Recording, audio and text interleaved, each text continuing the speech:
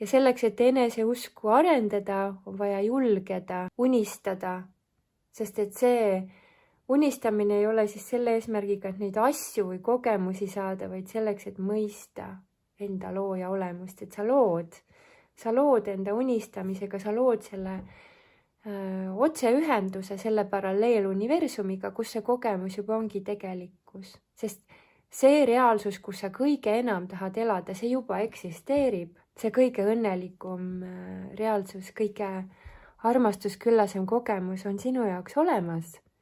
Sellel on vaja lihtsalt häälestuda.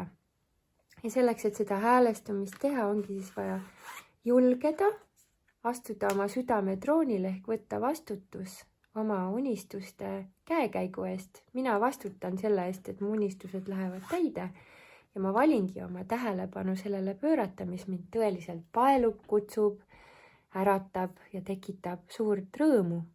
Ja kes soovib, siis suve alguse internetiseminar koos Fööniksi teemanttervenduse pühitsuse meditatsiooniga on mu koduleheküljel ootamas, mis aitab just nimelt neid samu protsesse, mida me siin praegu kirjeldasime, sinu ellu tuua, ankurdada, sest suvine pööripäev, mis meil on siis 21.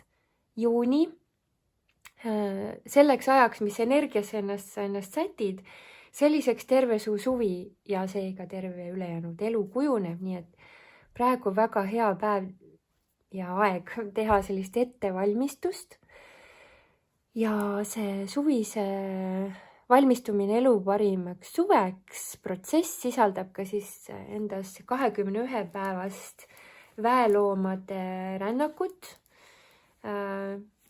Igapäevaselt sul on vaja umbes 10 minutit, mitte rohkem, et see seminar koosneb siis videomaterjalidest, mida sa saad ühe või ise tead mitu korda läbi vaadata ja edasi siis sa saad teha seda igapäevast lühipraktikat, aga samas muutub sellega terve sinu päev tegelikult pühitsuseks ja sellest kõigest siis lähemalt sellel suve ootuse seminaril. Teadlik loomine algab juba praegu.